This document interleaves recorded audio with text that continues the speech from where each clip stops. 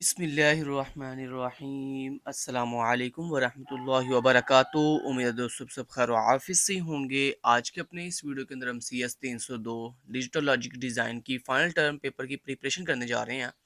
और आज की वीडियो में आपको ये कंप्लीट बताऊंगा कि कौन कौन से वो टॉपिक्स हैं या कौन कौन से वो लेक्चर्स हैं जो आपके फाइनल टर्म के लिहाज से इम्पोर्टेंट हैं। और दूसरा ये भी बताऊंगा कि आपने किस तरह से जो सबसे बड़ी प्रॉब्लम है वो डायग्राम्स की है। जो सर्किट डायग्राम्स आप देखते हो या डिफरेंट तरह के डायग्राम्स देखते हो, वो डायग्राम जो है वो बहुत बड़ी प्रॉब्लम है स्टूडेंट की। कि स्टूडेंट कह रहे हैं जी हम वो डायग्राम कैसे करेंगे, हमारे से तो वो डायग्राम हो ही नहीं सकती। तो ये सारी चीज़ें आज की इस वीडियो में गाइड करूँगा और उसके साथ आपको ये भी बताऊँगा कि आपने किस तरह से एमएस पेंट के ऊपर या फिर एमएस वर्ड के ऊपर जो है किस तरह से अपनी डायग्राम, अगर कोई छोटी-मोटी डायग्राम है, तो उसको कैसे ड्रा करना है और कैसे उसका स्क्रीनशॉट लेकर आपने अपने एग्ज़ाम सॉफ्टवेयर में पेस्ट करना है। तो सारी चीज़ें इस वीडियो में इंशाल्लाह देखेंगे। तो वीडियो तक को एंड तक देखिएगा अगर आपने फाइनल टर्म प्रिपरेशन की अच्छे से प्रिपरेशन करनी है किसकी, CS 302 डिजिटल लॉजिक डिज़ाइन के सब्जेक्ट की। तो लेट्स गेट स्टार्टेड। सबसे पहले मैं यहाँ पे एक चीज़ क्लियर कर दूं कि अगर आप CS 302 पी का पेपर दे रहे हो, CS 302 पी का अगर आप पेपर कर रहे हो, तो उसके लिए आपको 1 to 45 लेक्चर कंप्लीट करने पड़ेंगे। ठीक है, क्योंकि आपको पता है जो प्रैक्टिकल पेपर होता है इसमें आपके फाइनल टर्म के अंदर 1 to 45 लेक्चर इंक्लूड होते हैं हर सब्जेक्ट के।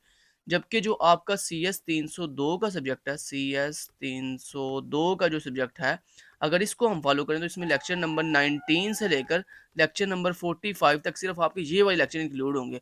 जो बंदा आपको ये कहेगा ना कि फाइनल टर्म के अंदर आपके CS 302 के सिंपल जो पेपर है उसके अंदर भी लेक्चर 1 से लेकर लेक्चर नंबर 18 तक जो टॉपिक्स हैं ये इंक्लूड हैं, तो वो इंसान आपसे झूठ बोल रहा है। ऐसा बिल्कुल नहीं है, क्योंकि पेपर का रूल होता है कि जो आपका मिड टर्म होता है वो आपका CS 302 का लेक्चर 1 से लेक्चर 18 तक होता है, और जो आपका फाइनल टर्म का पेपर होता है वो CS 302 का लेक्चर नंबर 19 से लेकर लेक्चर नंबर 45 तक होता है। हाँ, CS 302 पी जो है इसके लिए आपने ये जो है लेक्चर 1 से लेक्चर 45 तक जो है वो कंप्लीट करने होते हैं।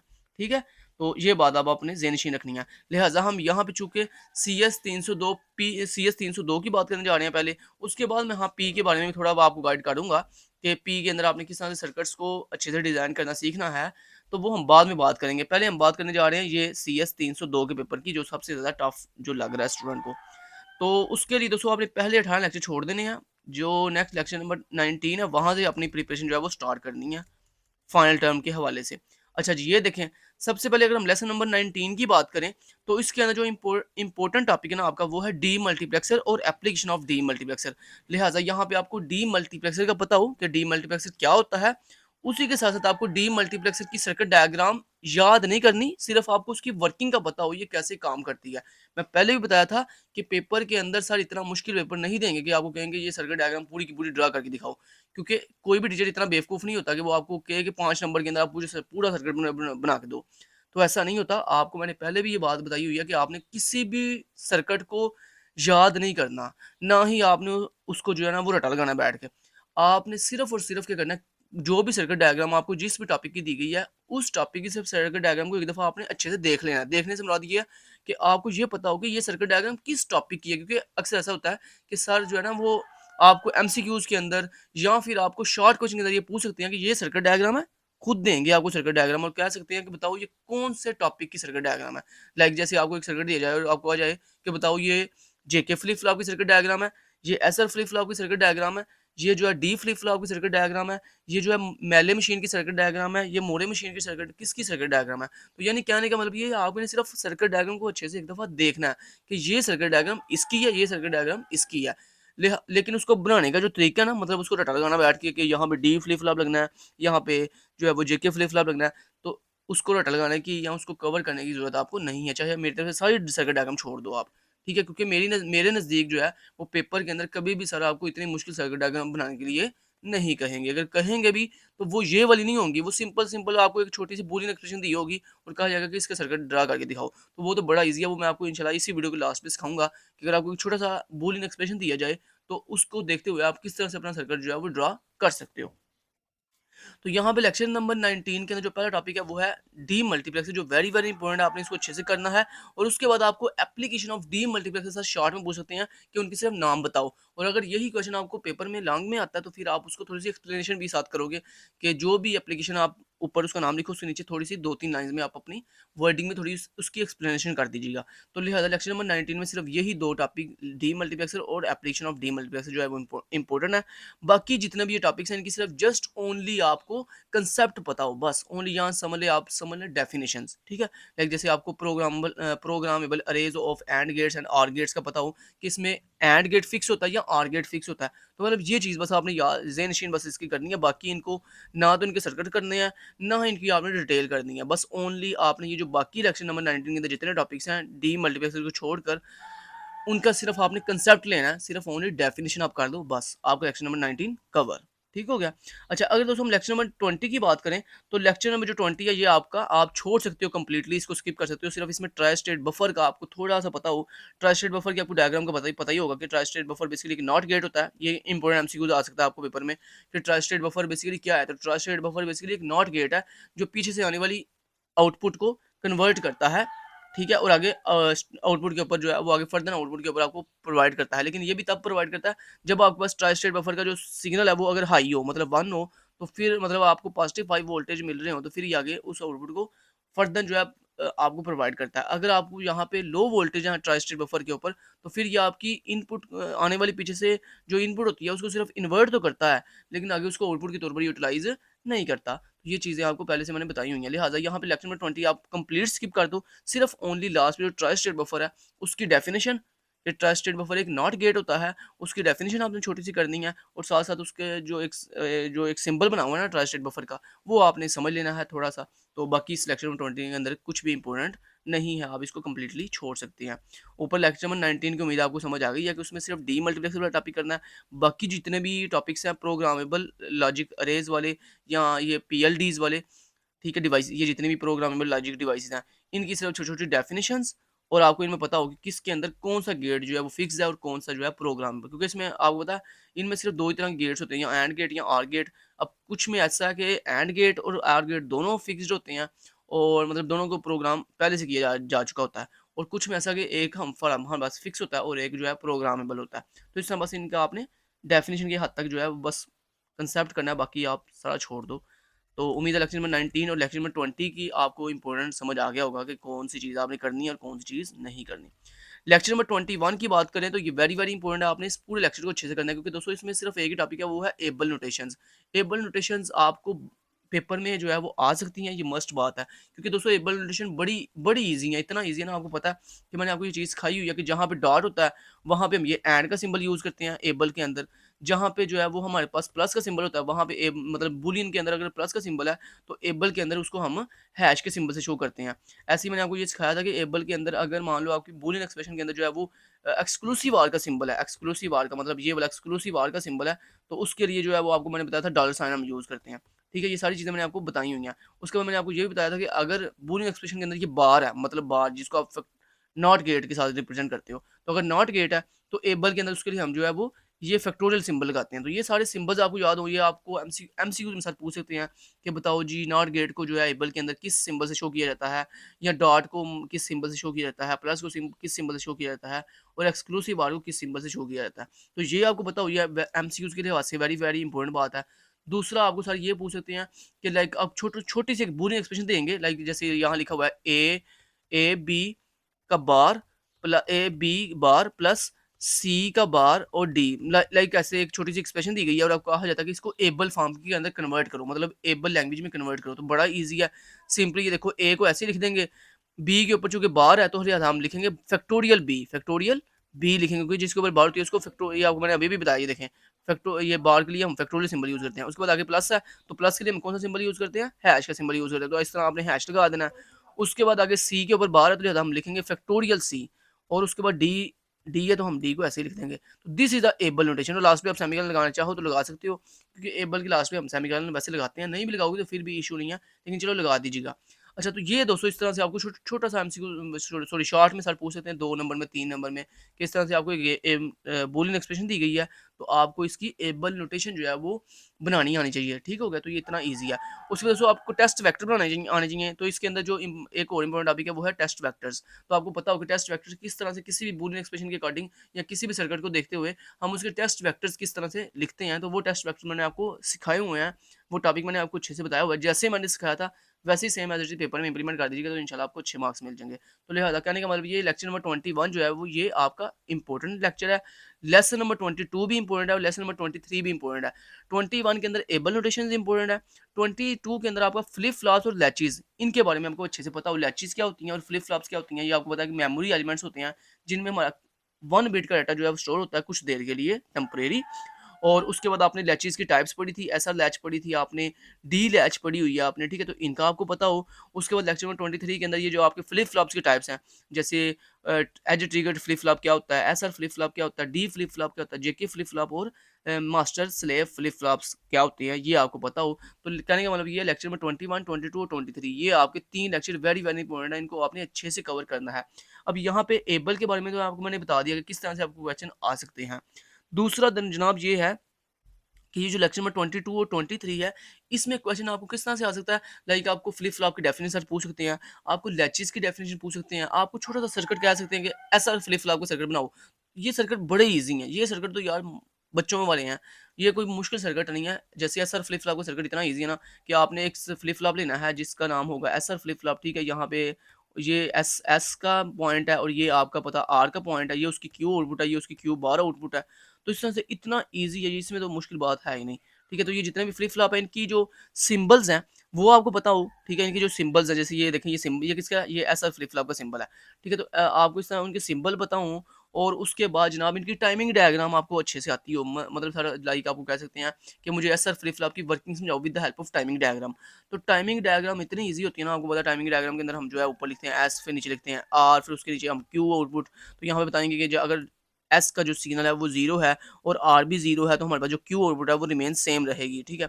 उसके बाद अगर एस जो है वो 1 हो गया है और क्यू जो है वो अभी भी 0 ही है, सॉरी आर का सिग्नल अभी भी 0 ही है, तो आपको पता है हमारे पास जो क्यू आउटपुट है वो भी क्या हो जाएगी 1 हो जाएगी।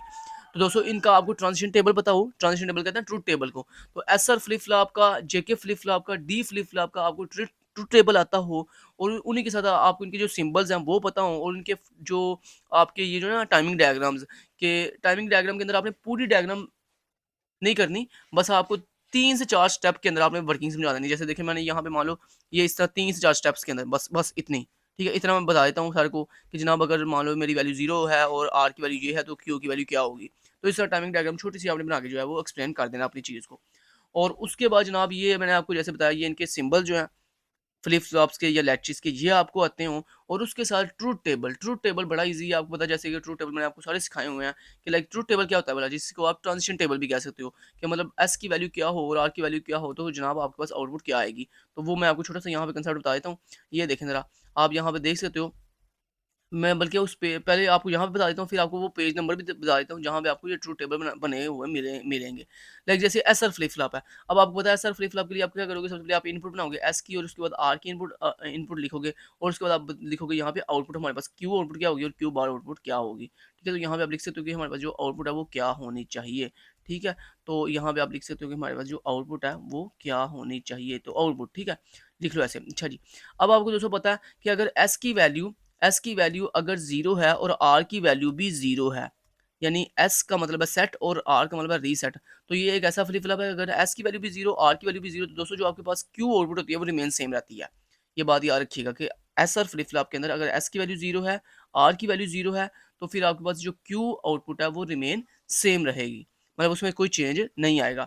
ऐसे ही नेक्स्ट कॉम्बिनेशन क्या हो सकता है कि अगर एस की वैल्यू 1 है, आर की वैल्यू 0 है तो आपको पता है जो क्यू आउटपुट है वो क्या होती है 1 होती है। क्यू आउटपुट क्या हो जाएगी 1 हो जाएगी। ऐसे ही अगर एस की वैल्यू 0 है, आर की वैल्यू जो है वो 1 है तो आपके पास जो क्यू आउटपुट है वो क्या हो जाती है 0 हो जाती है। ऐसे ही आपको मैंने बताया हुआ है कि अगर एस की वैल्यू 1 है, आर की वैल्यू भी 1 है मतलब एस भी एक्टिव हो गया, आर भी एक्टिव हो गया, तो ये दोस्तों एक इनवैलिड स्टेट है। आपको पता है एसआर फ्लिप फ्लॉप के अंदर जो अगर एस की वैल्यू भी 1 हो, आर की वैल्यू भी 1 हो, तो ये एक इनवैलिड स्टेट होती है, ठीक है? तो ये आपने याद रखना है। उसके बाद जेके फ्लिप फ्लॉप भी सेम ऐसे ही बनता है, सिर्फ फ़र्क कहाँ पे आता है? सिर्फ यहाँ पे जहाँ पे आपने एस लिखा है, यहाँ पे जे लिखते हैं, जहाँ पे आर लिखा है, यहाँ पे के लिखते हैं। बाकी सारा ऐसे ही रहेगा और एक और छोटा-सा डिफरेंस ये है दोस्तों, अच्छा पेपर में आपको ये बड़ा इंपॉर्टेंट एमसीक्यू आ सकता है कि सर पूछ सकते हैं कि बताओ जेके फ्लिप फ्लॉप और एसआर फ्लिप फ्लॉप में क्या डिफरेंस है? तो दोस्तों दोनों सेम है, कोई डिफरेंस नहीं है, सिर्फ एक छोटा-सा डिफरेंस है वो ये है कि आपको मैंने अभी भी बताया कि आरएस फ्लिप फ्लॉप के अंदर अगर आपकी एस और आर की वैल्यू 1-1 है तो इसका मतलब वो एक इनवैलिड स्टेट है। लेकिन दोस्तों जेके फ्लिप फ्लॉप में कोई भी इनवैलिड स्टेट नहीं होती। ये बस छोटा-सा डिफरेंस आपने याद रखना है कि एसआर फ्लिप फ्लॉप के अंदर इनवैलिड स्टेट होती है। कब? जब एस की वैल्यू भी 1 हो, आर की वैल्यू भी 1 हो। लेकिन जेके फ्लिप फ्लॉप में कोई भी इनवैलिड स्टेट नहीं होती, क्योंकि अगर जेके फ्लिप फ्लॉप में जे की वैल्यू भी 1 हो, आर के की वैल्यू भी 1 हो, तो हमारे पास जो आउटपुट होती है वो टॉगल स्टेट, मतलब हमारा जो सर्किट है वो टॉगल स्टेट में चला जाता है। अब टॉगल स्टेट किसे कहते हैं? या इसको शॉर्टली आप इस तरह से कह सकते हो, जो क्यूटी है ना, क्यूटी जो है वो रिमेन सेम रहता है। वो रिमेन क्या रहता है? सेम रहता है। ठीक हो गया? तो ये इसकी आउटपुट है। और अगर आप इसको कहो कि जनाब जे की वैल्यू भी 1 है, के की वैल्यू भी 1 है, this is a toggle state. अब टॉगल स्टेट कौन-सी होती है? टॉगल स्टेट दोस्तों ये होती है कि जो क्यू है ना, क्यू, वो अगर 0 है तो 1 हो जाएगा, 1 है तो 0 हो जाएगा, 0 है तो 1 हो जाएगा, 1 है तो 0 हो जाएगा। This is a toggle state. इसको कहते हैं टॉगल स्टेट। तो यानी कहने का मतलब ये यहाँ पे इंपॉर्टेंट एमसीक्यू आपका ये ज़रूर आ सकता है कि बताओ जी जेके फ्लिप फ्लॉप और एसआर फ्लिप फ्लॉप में क्या डिफरेंस है? तो आपने ये बस इतना याद रखना है कि एसआर फ्लिप फ्लॉप के अंदर अगर एस की वैल्यू, आर की वैल्यू 1 हो जाए तो वो एक इनवैलिड स्टेट होती है। जबकि जे के फ्लिप फ्लॉप के अंदर अगर जे की वैल्यू भी 1 हो जाए, के की वैल्यू भी 1 हो जाए, तो हमारे पास जो सर्किट है वो टॉगल स्टेट में चला जाता है। जिसका मतलब ये होता है कि जो क्यू आउटपुट है वो अगर 0 है तो 1 हो जाएगी, 1 है तो 0 हो जाएगी। ये छोटा-सा डिफरेंस आपने इन दोनों में याद रखना है। इसको दोस्तों कहते हैं ट्रुथ टेबल। ये होता है आपका ट्रुथ टेबल। इसको आप ट्रांजिशन टेबल भी कह सकते हो, ट्रुथ टेबल भी कह सकते हो। अब एक दफ़ा मैं आपको दिखा देता हूँ, क्योंकि एसआर फ्लिप फ्लॉप के अंदर ना 2 कैटेगरीज़ हैं। एसआर फ्लिप फ्लॉप के अंदर ये जो है ना, आपका अगर मान ये अच्छा, ये भी चीज़ आपने याद रखनी है। अगर एसआर फ्लिप फ्लॉप के अंदर जो है, अगर आपकी एक्टिवेशन 0 पे होती है, तो फिर आपने ये बात याद रखनी है, फिर आपकी इनवैलिड स्टेट जो है वो 0-0 पे होगी। ये भी आपने डिफरेंस याद रखना है, क्योंकि ये सर्किट पे डिपेंड करता है कि अगर आपके सर्किट के अंदर जो एस और आर इनपुट है, अगर वो एक्टिव लो इनपुट्स हैं। एक्टिव लो का मतलब समझते हो ना? एक्टिव लो का मतलब होता है कि एक ऐसी इनपुट जो कि 0 पे एक्टिवेट होती है और 1 पे एक्टिवेट नहीं होती। तो ये जो मैंने आपको ट्रुथ टेबल दिखाया ना, ये एक्टिव हाई ट्रुथ टेबल है, मतलब जिसमें एस की वैल्यू भी 1 पे ऑपरेट होती है और आर की वैल्यू भी 1 पे ऑपरेट होती है।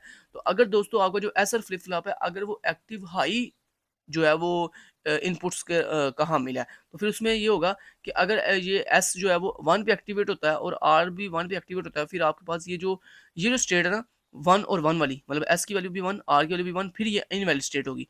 लेकिन अगर दोस्तों आपका जो एसआर फ्लिप फ्लॉप है, अगर वो एक्टिव लो इनपुट सर्किट है, मतलब उसमें जो ऑपरेशन है वो 0 पे होती है, मतलब एस भी 0 पे ऑपरेट होता है, आर भी 0 पे ऑपरेट होता है, तो फिर ये होगा, फिर ये जो आपकी 0-0 वाली स्टेट है ना, इसका मतलब है फिर यहाँ पे इनवैलिड स्टेट होगी और 1 के ऊपर ये क्यू जो है वो रिमेन सेम रहेगा। फिर मतलब ये उल्ट हो जाएगा। फिर ये जो मैंने आपको बताया था ना, क्यू रिमेन सेम रहता है 0-0 पे, फिर ये नीचे आ जाएगा और ये इनवैलिड स्टेट ऊपर चली जाएगी। तो ये आपने डिफरेंस छोटा-सा याद रखना है। एसआर फ्लिप फ्लॉप की 2 कैटेगरीज़ होती हैं, एक्टिव लो इनपुट वाली और एक्टिव हाई इनपुट वाली। तो ये डिफरेंस आपने याद रखना है। यहाँ पे अब मैं पेज नंबर आपको दिखा देता हूँ, जहाँ भी ये ट्रुथ टेबल बने हुए हैं। ये ट्रुथ टेबल आपने याद कर लेने हैं, 222, एंटर प्रेस किया। ये देखें, इसे कहते हैं टाइमिंग डायग्राम। ये देख रहे हो, ये this is the timing diagram. देखो इतनी ईज़ी होती है। अब ये देखो, ये जनाब मैं आपको बता रहा था, ये देखो, अब यहाँ पे एस के ऊपर बार लगा हुआ है, आर के ऊपर बार लगा हुआ है, जिसका मतलब ये है कि ये जो एस है ना, ये 0 के ऊपर ऑपरेट होगा, आर भी 0 के ऊपर ऑपरेट होगा। अगर ये नीचे वाली डायग्राम देखो ज़रा, ये active high inputs SR latch है। इसमें देखो ऐसा, ये सॉरी एसआर लैच की डायग्राम है। अच्छा यहाँ पे देखो ज़रा, यहाँ पे इसका क्या मतलब है? इसका मतलब ये है कि यहाँ पे एस के ऊपर चूँकि बार नहीं है, जिसके ऊपर बार नहीं ना होता, इसका मतलब है कि वो 1 के ऊपर ऑपरेट होता है, और ये आर के ऊपर भी बार नहीं है, इसका मतलब ये भी 1 के ऊपर ऑपरेट होगा। यही वजह, ये देखो ज़रा, यहाँ पे एस चूँकि 1 पे ऑपरेट होता है, ये देखो एस की वैल्यू यहाँ पे 1 है, आर की वैल्यू यहाँ पे 0 है। तो मैंने आपको अभी भी क्या बताया था, अगर एस की वैल्यू 1 होगी, आर की वैल्यू 0 होगी, तो यहाँ पे क्यू आउटपुट जो है वो क्या हो जाएगी? 1 हो जाएगी। यही अगर दोस्तों आपका एक्टिव लो सर्किट हो, तो इसमें क्या होगा, इसमें आपके पास एस जो बार है वो 0 पे ऑपरेट होता है। इसका मतलब जब यहाँ पे एस की वैल्यू 0 होगी, तो यहाँ पे क्यू आउटपुट जो है 1 हो जाएगी। क्यों? आपको पता है कि जैसे ही एस की वैल्यू एक्टिव होती है, तो हमारे पास जो क्यू आउटपुट है, बस आपने शॉर्टली इतना याद रखना है कि जैसे ही एस एक्टिवेट होगा, चाहे वो 0 पे एक्टिवेट हो या 1 पे एक्टिवेट हो, जैसे ही एस एक्टिवेट होगा, तो हमारे पास जो क्यू आउटपुट है वो भी एक्टिवेट हो जाती है। तो ये इनके लैचेज़ की डायग्राम्स, ये टाइमिंग डायग्राम होगी छोटी-सी, ये आपने कर लेनी है अच्छे से। और ये दोस्तों इनकी, ये देखें, ये इनकी ब्लॉक डायग्राम है, जो मैं आपको बता रहा था, जिसको आप जो है वो सिंबल भी कह सकते हो, इनकी ब्लॉक डायग्राम भी कह सकते हो। तो ये आपने जो है वो याद कर लेनी है, मतलब इनको आपको आना चाहिए, क्योंकि ये सारा आपको 3 नंबर में शॉर्टकट में बता पूछ सकते हैं कि मुझे ऐसा लैच की और साथ साथ बोल भी सकते हैं कि मुझे active high active high input जो ऐसा लैच है, उसका जो ब्लॉक डायग्राम है या उसका जो सिंबल है वो बना के दिखाओ। तो फिर आपने ये वाला सिंबल बनाना है, और अगर सर कहते हैं मुझे एक्टिव लो का बना के दिखाओ, तो फिर आपने ये वाला सिंबल बनाना है। अब दोनों में क्या डिफरेंस है? दोनों में दोस्तों सिर्फ डिफरेंस ये है कि देखो, जो यहाँ पे एक्टिव हाई है ना, उसमें देखो एस और आर के साथ कोई भी नॉट गेट नहीं लगा हुआ, मतलब यहाँ पे कोई भी बबल नहीं लगा हुआ, ये देख सकते हो, यहाँ पे कोई भी बबल नहीं है। जबकि यहाँ पे देखो, ये चूंकि एक्टिव लो है, तो चूंकि ये एस और आर का मतलब, यहाँ पे एक्टिव लो का मतलब ये है कि ये जीरो पे ऑपरेट होगा। तो यहाँ पे देखो, ये छोटा सा बबल लगा हुआ है, इसका मतलब this is a not gate. बाकी देखो दोनों सेम है, रिमेन सेम है, कोई डिफरेंस नहीं है। और दूसरा मैंने आपको क्या डिफरेंस बताया था कि अगर ये आपका एक्टिव हाई इनपुट सर्किट है, जो ऐसा लैच, अगर ये एक्टिव हाई इनपुट है, तो इसमें फिर क्या होगा कि इसमें चूंकि ये वन पे ऑपरेट होता है, इसमें ये वन पे ऑपरेट होता है, तो फिर अगर दोनों पे वन वन आएगा, तो फिर ये इनवैलिड स्टेट होगी, फिर ये इनवैलिड स्टेट होगी।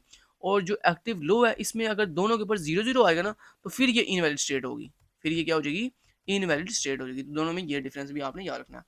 उसके बाद इनके एक दफ़ा मैं आपको ट्रुथ टेबल बता दूं, और ट्रांजिशन टेबल, जिसको हम ये this a truth table, this is a transition table, जिसको हम कहते थे। ये देखो, मैंने आपको बताया था ना अभी कि ये चूंकि दोस्तों active low active high input है, जिसमें ये वन पे ऑपरेट होगा, यही वजह। ये देखो, एस की वैल्यू अगर जीरो, आर की वैल्यू जीरो, चूंकि ये दोनों ऑपरेट नहीं हुआ है, क्योंकि ये एक्टिव हाई इनपुट्स हैं, तो इसमें ये एस जो है और आर जो है तब ऑपरेट होगा जब यहाँ पे वन वन वैल्यू आएगी। तो यहाँ पे आप देख सकते हो कि एस की वैल्यू भी जीरो, आर की वैल्यू भी जीरो, चूंकि दोनों ऑपरेट नहीं हुए, यही वजह है जो क्यू की आउटपुट है वो रिमेन सेम रहेगी, क्यू टी रिमेन सेम रहेगी। उसके बाद दोस्तों ये आप देख सकते हो कि अगर एस की वैल्यू जीरो है, यानी वो ऑपरेट नहीं हुआ, आर की वैल्यू क्या है? वन है, वो ऑपरेट हो गया, लेकिन हमारे पास जो क्यू आउटपुट है वो क्या रहेगी? जीरो रहेगी, जीरो होगी, क्योंकि जो एस है वो ऑपरेट नहीं हुआ। एस ऑपरेट होगा तो फिर आपके पास क्यू आउटपुट जो है वो ऑपरेट होगी। ऐसे यहाँ पे आप देख सकते हो, ये जो एस है वो अगर वन है, जिसका मतलब वो ऑपरेट हो गया है, और आर जो है वो चाहे जीरो भी हो, तो फिर भी देखें ये क्यू आउटपुट है वो ऑपरेट हो गई है। और अगर दोनों की इनपुट अगर वन वन हो, तो फिर देखो ये एक इनवैलिड स्टेट होती है। तो this is the truth table of SR latch, या this is the transition table of SR latch. तो इस तरह से आप इनकी ट्रांजिशन टेबल या ट्रुथ टेबल की आपको समझ होनी चाहिए, जो कि मैंने आपको बड़े अच्छे तरीके से समझाई हुई है। तो वापस चलते हैं अपने पेज के ऊपर, पेज नंबर 4। अच्छा, ये देखें जनाब, यहाँ पे उम्मीद है आपको यहाँ तक समझ आ गई है। तो लेक्चर नंबर 21, 22 और 23, ये तीनों लेक्चर वेरी वेरी इंपॉर्टेंट है, आपने इनको इनको अच्छे से जो है वो कवर करना है। नेक्स्ट चलते हैं, लेक्चर नंबर 24 और 25, ये दोनों स्किप कर दो। ये दोनों जो है वो इंपॉर्टेंट नहीं है, इन दोनों को आप स्किप कर सकते हो। लेकिन यहाँ पे एक छोटा सा कंसेप्ट वो ये है दोस्तों कि ना, इंपॉर्टेंट यहाँ पे हमसे कुछ आ सकता है कि फ्लिप फ्लॉप का दूसरा नाम क्या है? दोस्तों फ्लिप फ्लॉप को हम बाई डायरेक्शनल मल्टी वाइब्रेटर भी कहते हैं। ये इंपॉर्टेंट आपको एमसीक्यू बता सकता है कि बताओ फ्लिप फ्लॉप का दूसरा नाम क्या है, या फ्लिप फ्लॉप को हम दूसरी वर्डिंग में क्या कहते हैं? तो फ्लिप फ्लॉप का दूसरा नाम है बाई स्टेबल मल्टी वाइब्रेटर। अब बाई स्टेबल कौन सा सर्किट होता है? एक ऐसा सर्किट, अब ये भी सुन लो, बाई स्टेबल। अब बहुत से लोग आपको बाई स्टेबल ना गलत बताते हैं कंसेप्ट। हालांकि बाई स्टेबल का मतलब ये नहीं है कि मतलब जो फॉरवर्ड भी कर रहा हो और रिवर्स भी कर रहा हो इनपुट को, ऐसा बिल्कुल मतलब नहीं है, ठीक है? ये गलत कंसेप्ट है। बाई स्टेबल का यहाँ पे मतलब जनाब ये है कि एक ऐसा सर्किट जिसकी दो स्टेट है और दोनों स्टेट जो है वो स्टेबल है। दो स्टेट कौन सी? आपको पता है, हर डिजिटल लॉजिक डिजाइन के अंदर या डिजिटल सिस्टम के अंदर दो ही स्टेट्स होती हैं, या जीरो या फिर वन। और एक ऐसा सर्किट जिसकी ये दोनों स्टेट अगर स्टेबल हो, स्टेबल का मतलब ये है दोस्तों कि जब तक आप एक्सटर्नल इनपुट प्रोवाइड नहीं ना करोगे, तब तक ये जो स्टेट है ये चेंज नहीं होगी, ये तब तक स्टिल कंटिन्यूसली स्टेट जो है वो रिमेन सेम रहेगी, जब तक आप एक्सटर्नल इनपुट प्रोवाइड नहीं करोगे।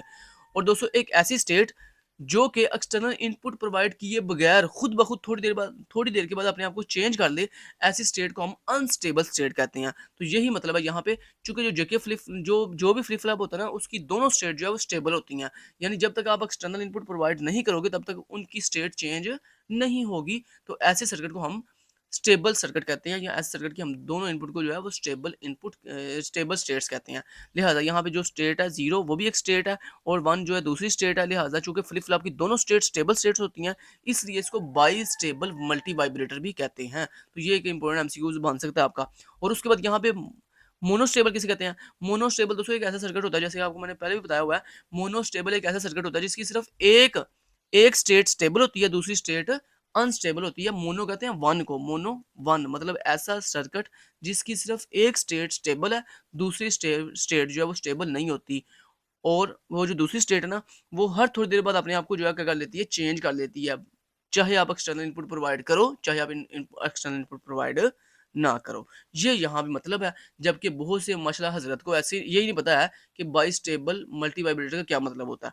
वो आपको ये कहते हैं जी, दो बाई स्टेबल का मतलब होता है कि मतलब ऐसा सर्किट जो फॉरवर्ड भी सिग्नल भेज रहा है और बैकवर्ड भी भेज रहा है, ये भाई मल्टी वाइब्रेटर है। ये थोड़ा यहाँ पे कोई डीएल वो हम पढ़ा रहे हैं, डाटा स्ट्रक्चर पढ़ा रहे हैं, जिसमें जी हमारे पास जो है हमारे पास जो आउटपुट है वो फॉरवर्ड भी जा रही है और बैकवर्ड भी जा रही है। वो तो उसमें होता है डबली डबली लिंक्ड लिस्ट के अंदर, वो एक अलग कंसेप्ट है, ठीक है? जो कि डीएलडी के वो उसमें हम पढ़ते हैं, अल्लाह आपका भला करे डाटा स्ट्रक्चर के अंदर, ठीक है? वो प्रोग्रामिंग की दुनिया में ऐसा होता है कि आपका सिन जो है वो वैल्यू फॉरवर्ड भी मूव कर रही है और बैकवर्ड भी मूव कर रही है, तो वो उसमें कंसेप्ट था।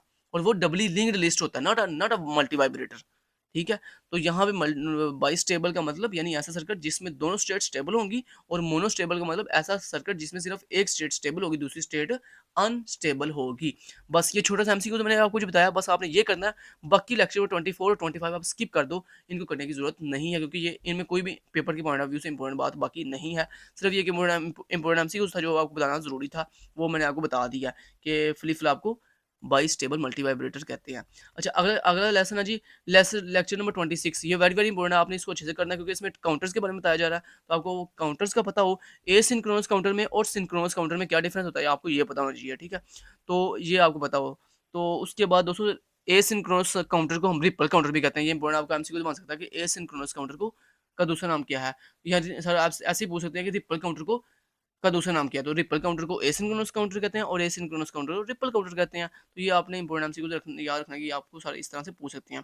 उसके बाद काउंटर्स की जो डायग्राम्स है ना, वो करने की ज़रूरत नहीं है, जैसे कि मैंने आपको पहले बताया। सिर्फ आपको उनकी वर्किंग पता हो, जैसे कि सर आपको एक सर्किट जो है ना, वो आपको डायग्राम देंगे काउंटर के, कहेंगे इसको इसकी वर्किंग समझाओ, जो है ना वो लेबलिंग करके। तो जैसे मैं आपको समझाता था ना कि वैल्यूज़ देकर यहाँ पे वैल्यू ये होगी, 0 होगी, तो यहाँ पे वैल्यू 1 होगी, तो फिर आपकी आउटपुट क्या आएगी। तो इस तरह से बस आपने उस सर्किट को जो है वो एक्सप्लेन कर देना अपनी वर्डिंग के अंदर। अच्छा, उसके बाद यहाँ पे इंटीग्रेटेड सर्किट एसिंक्रोनस काउंटर्स, ये एक आईसी है, आपको पता है इसकी डिफरेंट पिन्स होती हैं। अब आपको इनकी पिन्स का पता हो, यहाँ पे ये जो टॉपिक है ना, इसके अंदर सारे क्वेश्चन इस तरह से पूछ सकते हैं कि सर आपको पूछ सकते हैं कि बताओ जो आईसी फलां आईसी था 74HC00, इस तरह से आपको याद है ना, वो आईसी के डिफरेंट नंबर पड़े थे। सर आपसे पूछ सकते हैं बताओ उस आईसी के अंदर कितने टोटल पिन्स होती हैं, ये आपसे पूछा जा सकता है। आपसे पूछा जा सकता है, मुझे उन शॉर्ट क्वेश्चन के अंदर सारे ये पूछ सकते हैं कि मुझे फलां जो आईसी है 74HC फलां फलां, जो वो आईसी है उसके अंदर बताओ वो आईसी किसके लिए यूज़ होता है? सिंक्रोनस के लिए, सिंक्रोनस काउंटर के लिए यूज़ होता है या एसिंक्रोनस के लिए यूज़ होता है? ऐसे सर आपको जो है ना वो शॉर्ट क्वेश्चन के अंदर या लॉन्ग क्वेश्चन के अंदर ये पूछ सकते हैं कि मुझे ना फलां जो आईसी है ना उसकी पिन्स के बारे में जो है वो एक्सप्लेन करो कि कौन सी पिन किस मकसद के लिए यूज़ होती है। तो आपने मतलब वो सर्किट बनाना नहीं है पूरा, सिर्फ उनकी पिन्स को याद रखना है कि इस आईसी के अंदर ये जो नंबर है, ये वाला आईसी जो है वो किस मकसद के लिए यूज़ होता है, ठीक है? वो एसिंक्रोनस के लिए यूज़ होता है या सिंक्रोनस के लिए यूज़ होता है, ये आपको पता हो। दूसरा आपको उसकी टोटल पिन्स का पता हो। तीसरा आपको ये पता हो कि उसमें कौन-सी पिन इनपुट के लिए हैं और कौन-सी पिन जो है वो आउटपुट के लिए हैं। फिर आपको ये भी पता हो कि उनमें कौन-सी पिन किस मकसद के लिए यूज़ हो रही है। मतलब किस पिन को हमने क्लॉक के लिए सेट किया हुआ है, किस पिन को हमने जो है वो काउंटर के फलाँ इनपुट के लिए यूज़ किया हुआ है, किस पिन को हमने आउटपुट के लिए यूज़ कर रहे हैं। तो ये आपको चीज़ें जो है वो पता हो। ऐसे ही आपको अनेबल और डिसेबल का पता होगा, किस पिन को हमने अनेबल के लिए यूज़ करना है। तो ये चीज़ें आपको पता हों।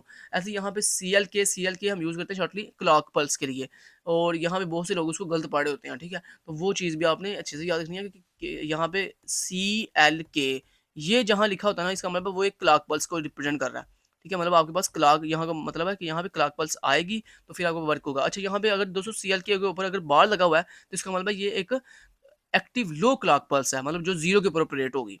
मतलब 0 वाली क्लॉक मतलब जब नेगेटिव क्लॉक पल्स आएगी तो फिर ये ऑपरेट होगी, और अगर दोस्तों इस सीएलके के ऊपर बार नहीं लगा हुआ है तो इसका मतलब ये एक्टिव हाई इनपुट है।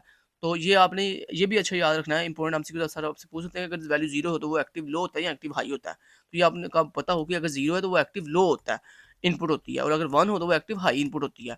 तो यहाँ पे अगर बार लगा हुआ है तो फिर इसका मतलब वो एक्टिव लो मतलब वो 0 के ऊपर ऑपरेट होगा, और अगर वैल्यू 1 है तो इसका मतलब वो जो है ना वो 1 के ऊपर ऑपरेट होगा। अगर बार नहीं लगा हुआ तो इसका मतलब ये जो क्लॉक पल्स है ये पॉजिटिव क्लॉक पल्स के ऊपर जो है वो सिग्नल के ऊपर जो है ऑपरेट होगा। ठीक है, तो ये आपको जो है ना वो पता हो। तो लेक्चर में 26 आपका कंप्लीट इंपॉर्टेंट है।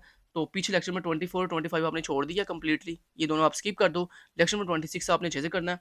उसके बाद आ जाता है दोस्तों आपका लेक्चर नंबर 27, इसको आप छोड़ सकते हो, इसको करने की ज़रूरत नहीं है। स्किप कर दो लेक्चर नंबर 27 को भी। लेक्चर नंबर 28 की अगर बात करें तो लेक्चर नंबर 28 के अंदर जो है आपके ये 2 टॉपिक वेरी वेरी इंपॉर्टेंट है, इंटीग्रेटेड सर्किट सिंक्रोनस काउंटर्स और कैस्केडिंग काउंटर्स। ये दोनों काउंटर्स आपने अच्छे से करने हैं। ये जैसे मैंने आपको बताया ऊपर जैसे आईसी के बारे में बताया, वैसे इस आईसी को भी आपने अच्छे से करना है कि इस आईसी का आपको नंबर याद हो, ये किसके लिए यूज़ हो रहा है, सिंक्रोनस काउंटर के लिए। उसके बाद इसके डिफरेंट पिन्स की आपको इन्फॉर्मेशन होनी चाहिए। उसके बाद कैस्केडिंग काउंटर्स क्या होते हैं, मतलब ऐसे काउंटर जिसमें हम डिफरेंट काउंटर्स को आपस में जोड़कर एक बड़ा सर्किट जो है वो डिज़ाइन करते हैं, इसको कैस्केडिंग काउंटर्स हम कहते हैं, ठीक है। तो ये आपने जो है वो टॉपिक अच्छे से कर लेना है। तो लेक्चर नंबर 27 छोड़ दो, लेक्चर नंबर 28 के अंदर ये जो लास्ट वाले 2 टॉपिक हैं ये आपने कर लेने हैं।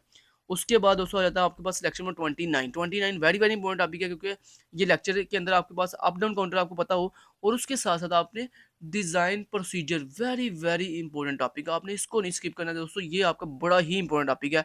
क्योंकि दोस्तों अगर ये आपने टॉपिक कर लिया तो उसके बाद आपने 5 लेक्चर छोड़ दो, स्किप कर दो।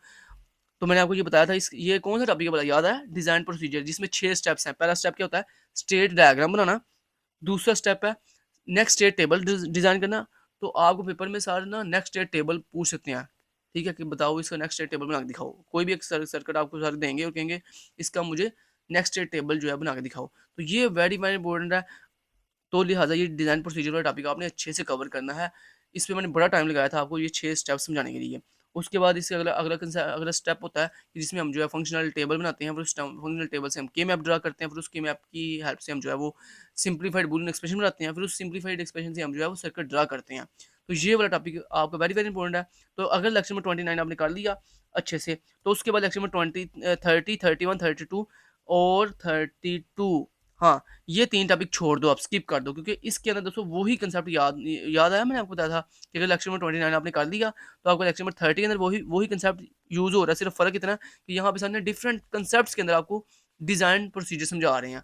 एक दफ़ा डिजिटल डिजिटल क्लॉक के अंदर, एक दफ़ा एसआर फ्लिप फ्लॉप के साथ, एक दफ़ा स्टेट रिडक्शन के साथ।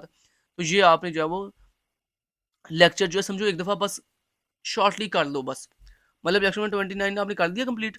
उसके बाद लेक्चर नंबर 30, 31 और 32, इसमें सिर्फ ओनली डेफिनेशन कंसेप्ट कंसेप्ट कर लीजिएगा। बाकी स्टेट रिडक्शन क्या होता है सिर्फ इसको एक दफ़ा देख लीजिएगा।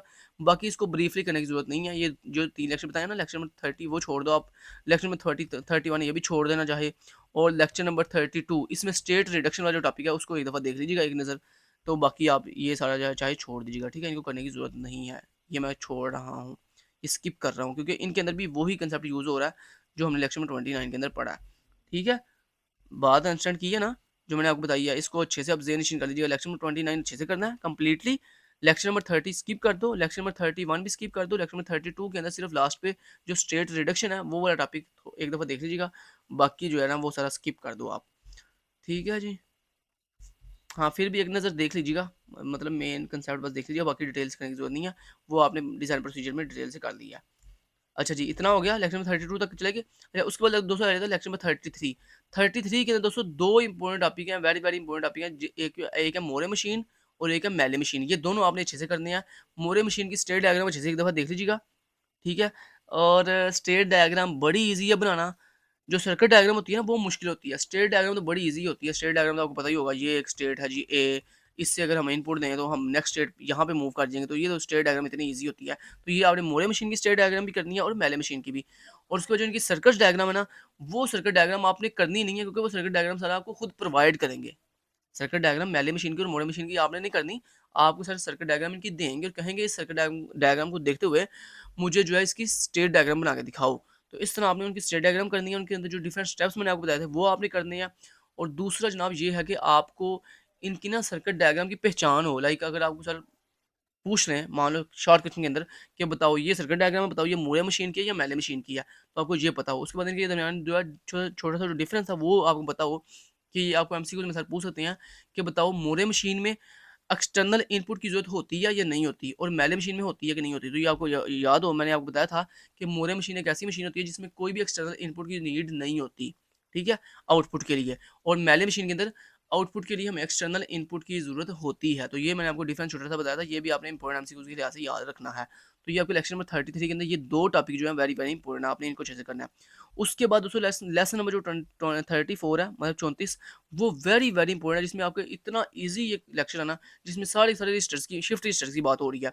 तो इनको आपने अच्छे से करना है पूरे के पूरे लेक्चर को। इसमें कोई भी सर्किट डायग्राम नहीं है, इतने ईजी छोटे छोटे डायग्राम्स हैं जिसमें वो हमने बस बताना है कि जनाब अगर वो serial in shift right serial out operation perform हो रहा था, फिर वो कैसे वर्क करेगा। तो इसमें सारे शिफ्ट रजिस्टर का आपको पता हो, रोटेशन राइट रजिस्टर का पता हो, रोटेट लेफ्ट ऑपरेशन का पता हो, जोसन काउंटर का पता हो, रिंग काउंटर का पता हो। तो ये मतलब पूरा लेक्चर ये वेरी वेरी इंपॉर्टेंट है। लिहाजा लेक्चर नंबर 34 आपने अच्छे से कंप्लीटली करना है। उसके बाद दोस्तों लेसन नंबर 35, 36 और 37 ये तीनों स्किप कर दो। इनको करने की ज़रूरत नहीं है, क्योंकि ये आपके पेपर पॉइंट ऑफ व्यू से ये तीनों लेक्चर इंपॉर्टेंट नहीं है। जस्ट ओनली आपने टू द पॉइंट अगर छोटी सी डेफिनेशन अगर करनी हो इन तीनों के अंदर, कोई 37 के अंदर तो कुछ भी नहीं है ना। हाँ, 35 और 36 में आपने कोई छोटी सी डेफिनेशन देखनी हो तो वो एक अलग चीज़ है। बाकी ये आप तीनों लेक्चर स्किप कर दो, 35 भी, 36 भी और 37 भी। ये तीनों लेक्चर आप स्किप कर सकते हो। तो मतलब मैं मतलब मेरे मेरे ख्याल से अभी तक तकरीबन 8 से 9 लेक्चर मैंने आपको वैसे स्किप करवा दिए हैं। तो मतलब आपके 27 लेक्चर टोटल थे, जिसमें से तकरीबन 8 से 9 लेक्चर तो मैंने वैसे ही स्किप करवा दिए हैं। तो बाकी कितने रह गए? 17 या 18 लेक्चर रह गए हैं। उन 17 या 18 लेक्चर में मैंने आपको जस्ट कुछ लेक्चर्स जस्ट ऐसे हैं जो मैंने आपको कंप्लीट बता रहा हूँ। बाकी कुछ में सिर्फ चंद एक टॉपिक बताए हैं जो इम्पोर्टेंट है। तो मेरे ख्याल से आधा जो सिलेबस है वो तो मैंने वैसे ही स्किप करवा दिया। बाकी रह गया आधा सिलेबस। उस आधे के अंदर भी जो आपको मेन चीज़ थी सर्किट डायग्राम जो आपको बड़ी मुश्किल लगती थी, वो मैंने आपको कह दिया कि वो आप छोड़ दो सारी की सारी। वो आपको करने की ज़रूरत नहीं है। सिर्फ उनको एक दफ़ा ज़ेहन-नशीन कर लीजिएगा कि ये सर्किट डायग्राम किस मतलब वो सर्किट की है, ठीक है? ये बस आपको पता हो, बाकी उनको रट लगाने की, उनको करने की ज़रूरत नहीं है। क्योंकि फ़र्ज़ कर लिया, देखो एमसीक्यूज़ में कभी भी आपको सर्किट डायग्राम बनाने के लिए कह नहीं सकता, क्योंकि एमसीक्यूज़ में कौन सी सर्किट डायग्राम बनानी है आपने, ठीक है? यहाँ पे अब मैं आपको आपकी परेशानी थोड़ी और दूर कर दूँ, मतलब वो स्टूडेंट्स जो आप ये कहेंगे कि ये क्या बात हुई कि एसटी ने कहा जी सारी सर्किट डायग्राम छोड़ दो, तो ये कैसे हो सकता है? अब मैं आपको अभी देखना बताता हूँ। देखो, एमसीक्यूज़ में क्या सर्किट डायग्राम बनाने के लिए आ सकती है? नहीं आ सकती। उसमें तो सर जस्ट ओनली एमसीक्यूज़ होंगे, आपने 4 एमसीक्यूज़ हैं, उसमें से एक टिक करना है। इसका मतलब वहाँ तो सर्किट डायग्राम की ज़रूरत ही नहीं है। शॉर्ट क्वेश्चन के अंदर कभी भी आपको सर्किट डायग्राम बनाने के लिए सर कह ही नहीं सकते। अगर कहते हैं तो वो कौन-सी होगी भला? वो जैसे मैंने आपको बताया, छोटा-सा एक बूलियन एक्सप्रेशन दिया जाए और कहा जाए कि इसकी डायग्राम बनाओ, तो वो तो बड़ा ईज़ी है भई, वो तो बच्चों वाला काम है। वो ये वाला सर्किट डायग्राम नहीं है। ठीक है?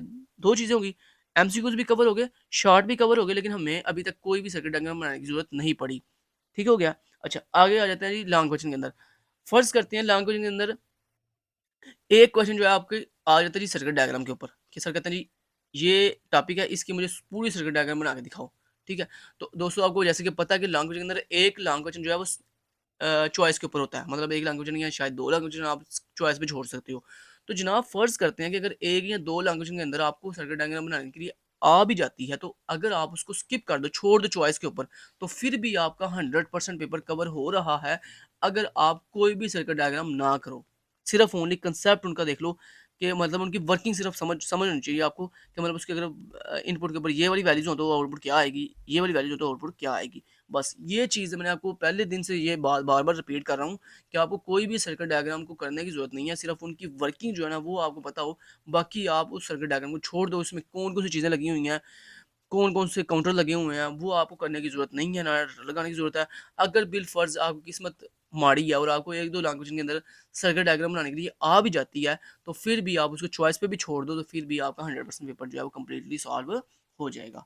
यानी कहने का मतलब ये है, यहाँ पे आपको सिर्फ वर्किंग का पता हो, टाइमिंग डायग्राम आपको अच्छे से आती हो, आपको ट्रुथ टेबल आते हों, आपको जो है डेफिनिशंस आती हों, और आपको सर्किट डायग्राम की वर्किंग का पता हो कि कोई भी सर्किट डायग्राम अगर दी जाए तो उसकी वर्किंग कैसे आपने समझानी है।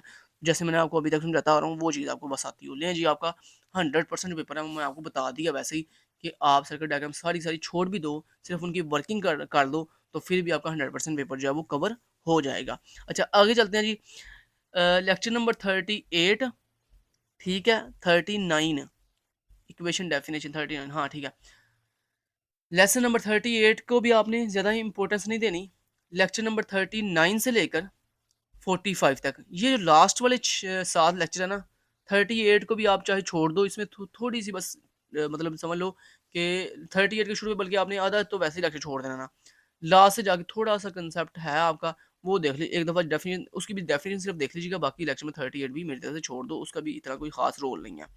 जो है ना आपका लेक्चर नंबर 39, यहाँ से लेकर लेक्चर नंबर 39 से लेकर लेक्चर नंबर 45 तक, ये जो आपके लास्ट वाले 7 लेक्चर है ना, ये वेरी वेरी इंपॉर्टेंट है। इनको नहीं आपने स्किप करना, क्योंकि इसमें सारी मेमोरी की बात हो रही है, और इसमें कोई भी मेरे ख्याल इसमें भी जितने भी सर्किट डायग्राम है वो भी आप चाहे छोड़ दीजिएगा। सिर्फ जो चीज़ें हैं ना, डेफिनेशंस, उनकी सर्किट डायग्राम की वर्किंग, और उसके साथ साथ आपको ट्रुथ टेबल्स और उनकी अगर कोई टाइमिंग डायग्राम है तो वो बस ये चीज़ आपने करनी है, बाकी इनके जो सर्किट्स बने हुए हैं ना इतने मुश्किल, वो आपको करने की ज़रूरत नहीं है, वो आप चाहे सारे के सारे छोड़ दीजिएगा। बस उन सर्किट मैं बार-बार कह रहा हूँ ये बात, उन सर्किट की सिर्फ वर्किंग का पता हो आपको, ये ना हो आप वर्किंग भी ना आप ना करो। वर्किंग का ब आपको पता, मान लो एक सर्किट है और आपको कहा जाता है कि इसकी वर्किंग समझाओ, तो आप क्या करो, आप उसके ऊपर डिफरेंट तरह की वैल्यूज़ अप्लाई करके तो आप उसको बताओ कि इसकी आउटपुट क्या आएगी। तो इसे कहते हैं वर्किंग, जो मैंने आपको अच्छे से अपने हर लेक्चर के अंदर समझाई हुई है वर्किंग, हर सर्किट डायग्राम की। ठीक हो गया? तो जनाब ये था आपका पूरे का पूरा फाइनल टर्म का सिलेबस, जो मैंने आपको बड़े अच्छे तरीके से बच्चों की तरह एक चीज़ बताई है कि कौन सा लेक्चर छोड़ना है, कौन सा लेक्चर करना है। तो लास्ट वाले जो लेक्चर नंबर 39 से लेकर ये जो लेक्चर था लेक्चर 38, ये भी चाहे छोड़ दो, मैंने आपको कहा सिर्फ इसमें 1-2 डेफिनेशन है वो कर दीजिएगा। बस बाकी इसको भी छोड़ सकते हो आप। लेक्चर नंबर जो इम्पोर्टेंट है ना वो आपका यहाँ से शुरू हो रहा है। लेक्चर नंबर 39 से लेकर लेक्चर नंबर 45 तक ये लास्ट से वेरी वेरी इंपॉर्टेंट है। और दरमियान में lecture number 34 very very important है। और उसके बाद lecture number 29 very very important है। ठीक है? तो ये लेक्चर जो मैंने आपको बताया ना ये वेरी वेरी इंपॉर्टेंट है। लेक्चर नंबर 29, 34 और लेक्चर नंबर 39 से लेकर 45 तक। ये जो लेक्चर है ना ये वेरी वेरी इंपॉर्टेंट है। उसके बाद शुरू पे एक और लेक्चर इंपॉर्टेंट है, कौन सा पहला लेक्चर में 29, हाँ 29 तो सॉरी 29 कह रहा हूँ, 21, 22 और 23, ये 3 लेक्चर भी वेरी वेरी इंपॉर्टेंट है। लिहाजा आप कितने लेक्चर टोटल हो गए जो इंपॉर्टेंट है? 21 दोबारा बता रहा हूँ कौन कौन से लेक्चर पूरे वेरी वेरी इंपॉर्टेंट है। उनको अगर आप अच्छे से कर लो तो बाकी आप सारे छोड़ दो तो कोई भी इशू वाली बात नहीं है। 21 करना है अच्छे से, 22 करना है, 23 करना है और 29 करना है। ठीक है? और उसके बाद 34 वाला टॉपिक पूरा लेक्चर करना है और 39 से लेकर 45 तक ये लेक्चर करने हैं जनाब। 1, 2, 3, 4, 5, 5 और 7 कितने होते हैं? 12। यानी जनाब सिर्फ 12 लेक्चर ऐसे हैं, 27 लेक्चर के अंदर सिर्फ 12 लेक्चर ऐसे हैं जो अच्छे से करने हैं आपने, बड़े अच्छे से करने हैं, ये जो मैंने जिनके नाम बताए आपको। बाकी जितने भी बाकी बचे हैं, उनमें आधे से ज़्यादा छोड़ने हैं आपने, स्किप कर दो। और जो बाकी मैंने जो रिमेनिंग रह गए हैं उसमें सिर्फ डेफिनिशन और बस 1-2 टॉपिक इम्पोर्टेंट जो बताए हैं, बस वो करने हैं। बाकी जो इम्पोर्टेंट टॉपिक थे वेरी वेरी इम्पोर्टेंट वो मैंने आपको यहाँ पे बता दिए हैं। ये आपके वेरी वेरी इम्पोर्टेंट टॉपिक है। ये जो 12 लेक्चर है ये वेरी वेरी इंपॉर्टेंट है। ठीक हो गया? चलें जी, अब थोड़ा-सा मैं आपको ये बता दूँ कि अगर आपको कोई लाइक छोटी-सी बूलियन एक्सप्रेशन सर देते हैं, तो उस बूलियन एक्सप्रेशन का सर्किट कैसे बनाते हैं, तो वो आपको बता देता हूँ। तो वो सर्किट बनाना कैसे है, कहाँ बनाना है, वो भी बता देता हूँ।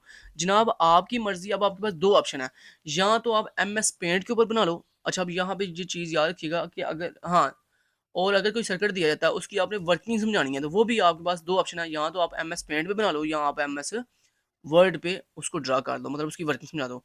अब अगर सर आपको जो भी पेपर के अंदर सर्किट डायग्राम देते हैं और कहते हैं इसकी वर्किंग समझाओ, तो आपने कैसे करना है? उसके लिए उस सर्किट की आपने पहले कॉपी करनी है, मतलब उस सर्किट को ऐसे स्क्रीनशॉट लेना है। आपके पास कंप्यूटर के अंदर स्निपिंग टूल होता है, ठीक है? स्निपिंग टूल होता है या और भी बड़े से तरीके हैं आपकी स्क्रीन के वो लेने के, स्क्रीनशॉट लेने के। ठीक है? तो वो आप यूट्यूब से सर्च करेंगे ना, तो आपको बड़े से मेथड्स देखने को मिल जाएंगे कि लैपटॉप के अंदर या कंप्यूटर के अंदर स्क्रीनशॉट लेने के जो डिफरेंट तरीके हैं वो कौन-कौन से हैं, ठीक है? तो वो आपने देख लेने हैं। सबसे जो आसान तरीका है वो स्निपिंग टूल है। तो आपके सिस्टम के अंदर स्निपिंग टूल होता है, यहाँ पे आप सर्च कर सकते हो स्निपिंग टूल, SNI स्निपिंग, ये देखो स्निपिंग टूल ऊपर आ गया, तो इसके साथ भी आप स्क्रीनशॉट ले सकते हो। अच्छा, अगर फ़र्ज़ करो आपको पेपर के अंदर एक सर्किट डायग्राम दी जाती है और कहा जाता है कि इसकी वर्किंग समझाओ, तो आपने क्या करना है सबसे पहले? सबसे पहले आपने एग्ज़ाम सॉफ्टवेयर के अंदर जो आपको सर्किट दिया गया है, उस सर्किट का आपने स्क्रीनशॉट लेना है। स्क्रीनशॉट लेने के बाद आपने उसको यहाँ पे आकर एमएस पेंट में पेस्ट कर दो।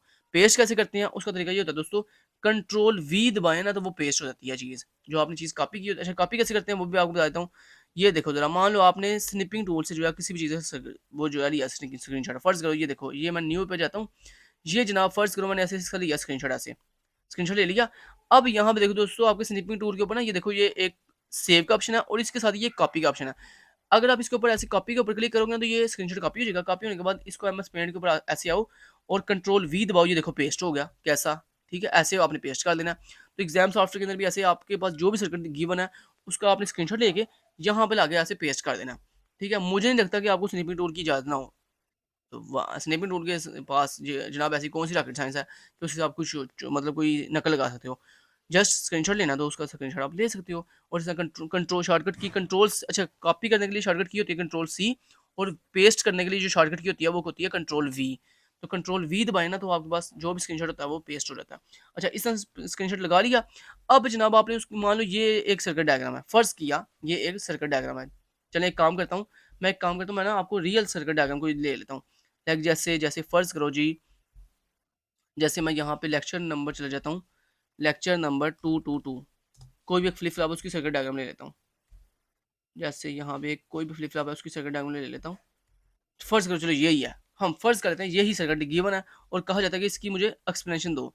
हम फ़र्ज़ कर लेते हैं ये एक सर्किट गिवन है, ठीक है? तो आपने दोस्तों क्या करना है, इस तरह से इसका ऐसे लेना है स्क्रीनशॉट, स्निपिंग टूल से ऐसे स्क्रीनशॉट लिया, स्क्रीनशॉट लेने के बाद इसको ऐसे कॉपी किया, कॉपी करने के बाद आपने ऐसे एमएस पेंट पे आना है, कंट्रोल वी से पेस्ट कर दिया और ये देखो ये सर्किट पेस्ट हो गया। पेस्ट होने के बाद इसको ये देखो आप पकड़ के इसको आगे पीछे भी मूव कर सकते हो, ये सर्किट को आगे पीछे मूव कर दिया। अच्छा जी, अब क्या करना है दोस्तों, हमने ये जनाब अब करना है कि इसकी वर्किंग समझानी है। इसकी क्या समझानी है? वर्किंग समझानी है। तो कैसे समझाना है? बड़ा ईज़ी है। ये देखो ऊपर पेंसिल है, इस पेंसिल को पकड़ो और पकड़ कर जैसे मैं समझाता था ना लेक्चर के अंदर के मतलब यहाँ पे ये क्या मतलब है इसका, पॉजिटिव 5 वोल्ट का मतलब यहाँ पे वैल्यू 1 प्रोवाइड की गई है।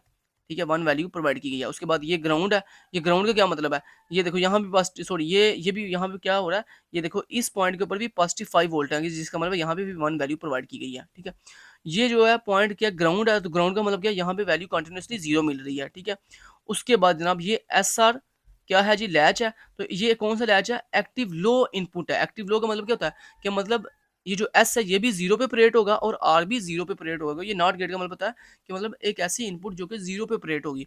अब यहाँ पे दोस्तों अगर वैल्यू 0 आएगी, ये देखो ये देखो आपका स्विच जो है कनेक्ट हुआ हुआ है इस ग्राउंड के साथ, तो यहाँ पे वैल्यू क्या आएगी? 0 आएगी। तो मतलब एस को वैल्यू मिलेगी 0 और यहाँ पे आर को वैल्यू क्या मिल रही है? 1 मिल रही है। कंटिन्यूसली क्या मिल रही है? वैल्यू 1। तो यहाँ पे वैल्यू मिल रही है इसको, सॉरी यहाँ पे वैल्यू 1 मिल रही है। ठीक है, तो ऐसे जैसे मैं आपको बता रहा हूँ अभी, ऐसे ही जनाब आपने इसको समझा देना। ये कौन सी रॉकेट साइंस है? ये देखो पेंसिल पकड़ो और यहाँ बताओगे यहाँ पे इसको कंटिन्यूसली वैल्यू 1 मिल रही है।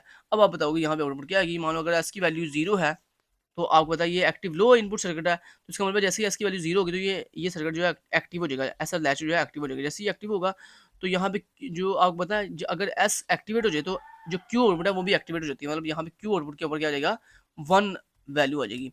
और जो अगर क्यू के ऊपर 1 है तो क्यू बार के ऊपर क्या आउटपुट आएगी? 0 आएगी। तो इस तरह दोस्तों आप समझाते हो, दिस इज अ लेबलिंग या वर्किंग ऑफ दिस सर्किट। इस तरह से आपने, ये मैंने अगर डमी बताया है कि इस तरह से आपने बताना है। ठीक है, ये इसकी अभी ओरिजिनल मैंने नहीं बता रहा, मतलब मैं एक डमी आपको समझा रहा हूँ सिर्फ कि किस तरह से आपको एक सर्किट गिवन होता है उसकी उसकी वर्किंग किस तरह से आपने समझानी है विद एग्जांपल। तो ये देखो ये मैंने वर्किंग आपको समझा दी है। ठीक है, छोटी सी डमी सी एग्जांपल समझाइए। अब ये मैंने अब ये नहीं कहा कि ये मैं बिल्कुल सही समझाई है। ठीक है, मैंने एक डमी सा एग्जांपल आपको दिया कि इस तरह से आपने लेबलिंग करके समझा देना है कि जनाब ये। अच्छा, ये कंसेप्ट हो गया वर्किंग वाला कि चलो ये तो आपको समझ आ गई, शुक्र है कि जनाब कोई भी सर्किट गिवन हो तो उसको कैसे हमने एमएस पेंट पे लाकर उसकी वर्किंग समझानी है। ये टॉपिक हो गया। अच्छा जी, अब बता देते हैं दूसरा टॉपिक। दूसरा टॉपिक कौन सा? जिसमें से आपको जनाब एक छोटी सी बूलियन एक्सप्रेशन गिवन हो सकती है और आपने उसका सर्किट बनाना हो। या फर्ज करो सर कहते हैं जी इसकी ब्लॉक डायग्राम बनाओ। अब मैंने जैसे बताया सर्किट डायग्राम आपने छोड़नी है लेकिन ब्लॉक डायग्राम नहीं छोड़नी।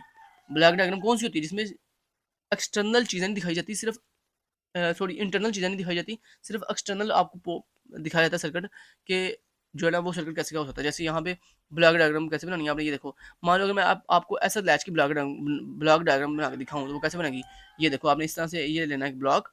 ठीक है, उसके बाद बताना है आपने ये कौन सा ऐसा लैच है, ये एक्टिव लो इनपुट है या एक्टिव हाई इनपुट है। अगर एक्टिव लो है तो उसके लिए आपने ये छोटा सा बबल लगाना है पहले, मतलब इस तरह से आपने छोटा सा बबल लगा लेना। ठीक है, आपको पता है ना ऐसे लगाते हैं हम, और उसके बाद हम ऐसे लगाते हैं। ठीक है, ये अगर एक्टिव लो है तो एक्टिव लो इनपुट के लिए हम ऐसे लगाते हैं। उसके बाद हम ये टेक्स्ट कैसे लिखेंगे? ये आप ये देखो ये जो लिखा हो ना ए, इसके साथ पकड़ो और यहाँ लिखो ये एक्टिव एक्टिव लो इनपुट है, active low input SR latch है। नीचे लिख दो SR latch, SR LATCH latch. ठीक है, एसआर लैच है, इस तरह आप लिख सकते हो इसको। ठीक हो गया, ये लिख दिया। उसके बाद जनाब इसके आउटपुट बनाओ। तो आउटपुट बनाने के लिए ये देखो ये बार्स हैं, ये आप यहाँ से बार ले लो ऐसे, ये ऐसे। अच्छा, स्ट्रेट लाइन कैसे लगाते हैं? स्ट्रेट लाइन लगाने के लिए ना अपने कीबोर्ड से शिफ्ट की प्रेस करके रखते हैं। ये देखो मैंने शिफ्ट की प्रेस की है ना, ये देखो बिल्कुल स्ट्रेट लाइन लग रही है, देख रहे हो? This is the Q output and this is the Q bar. ठीक है, तो यहाँ पे आ जाएगी क्यू बार। तो ये इसकी होती है ब्लॉक डायग्राम। ठीक है, तो किसी भी सर्किट की जो ब्लॉक डायग्राम है ना वो आपने अच्छे से देख लेनी है एक दफ़ा, क्योंकि ब्लॉक डायग्राम सर आपको पेपर में बनाने के लिए कह सकते हैं, क्योंकि ब्लॉक डायग्राम मुश्किल नहीं होती, सर्किट डायग्राम मुश्किल होती है जिसमें आपको इंटरनल सारी चीज़ें बनानी पड़ती हैं। जबकि ब्लॉक डायग्राम तो बैरूनी शेप होती है किसी भी सर्कल की, जो बैरूनी शेप है ना, मतलब बाहर वाला जो उसकी बॉडी है वो होती है, उसको हम ब्लॉक डायग्राम कहते हैं। तो ये जनाब इस तरह से आपने बना लेनी है, देखो इतना ईजी है। अच्छा, उसके बाद यहाँ पे मैंने लाइन लगानी है, तो ये देखो मैंने स्ट्रेट स्ट्रेट लाइन लगानी है, तो मैं अपनी कीबोर्ड से शिफ्ट की प्रेस करके रखूंगा, और ये देखो जरा, ये इस तरह मैंने लाइन लगा दी। उसके बाद ये देखो यहाँ पे भी लाइन लगानी है, तो मैं शिफ्ट की प्रेस करके रखूंगा, और ये देखो यहाँ पे लाइन लगा दी।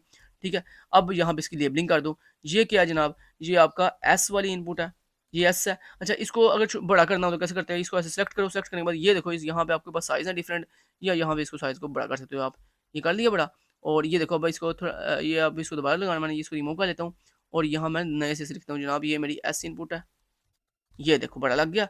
और उसके बाद ये मेरी आर इनपुट है, ठीक है, ऐसे लगा दिया। ठीक है, उसके बाद अगर मान लो यहाँ पे भी आपने बबल लगाने थे, ठीक है, तो वो भी आप लगा सकते हो। कैसे, बोला इसको आप ऐसे बबल लगा लो यहाँ पे, अगर आपकी मर्जी है, जैसे मर्जी जो मर्जी बबल लगाओ, जो मर्जी मेरी तरफ से लगाओ। ठीक है, तो इस तरह से दोस्तों आप सर्किट डायग्राम बना सकते हो, कोई भी डायग्राम, छोटी सी ब्लॉक डायग्राम जो है किसी भी सर्किट की, इस तरह से बना सकते हो। लो जी, मैंने आपको डायग्राम बनानी भी सिखा दी है। अगर यही डायग्राम आपने एम एस वर्ड पे बनानी हो तो वो भी आपके पास बड़ा ईजी है, लेकिन मैं आपको कहूँगा कि एम एस पेंट भी बना लिया करो, क्योंकि एम एस पेंट भी बनाना ज़रा ईजी है। एम एस वर्ड जो ना, वो बड़ा एडवांस सॉफ्टवेयर है, और उसपे बड़ी अच्छी-अच्छी शेप्स तो अवेलेबल अवेलेबल है, लेकिन उसमें टेंशन ये है कि बड़े से स्टूडेंट ऐसे हैं जिनको एमएस वर्ड यूज़ ही नहीं करना आता। ठीक है, जैसे लाइक मैं आपको यूज़ करके दिखाऊँ, ये देखना ज़रा, मैं आपको चलो एमएस वर्ड भी यूज़ करके दिखा देता हूँ। अच्छा, एमएस वर्ड को ओपन सबसे पहले क्या करना है आपने, ओपन करना है। ओपन करने के लिए यहाँ पे आप सर्च करो अपने सर्च बॉक्स में वर्ड। ठीक है, जैसे वर्ड सर्च किया, ये देखो एमएस वर्ड 2016 आ गया वर्जन हमारे पास, तो इसको ओपन कर लेते हैं। यहाँ से हम ब्लैक डायग्राम ओपन कर लेते हैं। अब ये देखो, ये है जी हमारे पास एमएस वर्ड, जिस पे हम अपनी कोई भी शेप बना सकते हो। ठीक है, लेकिन यहाँ पे चीज़ों को बनाना ना थोड़ा ट्रिकी है, ये बात याद रखिएगा, as compared to MS paint, क्योंकि ये एक एडवांस सॉफ्टवेयर है।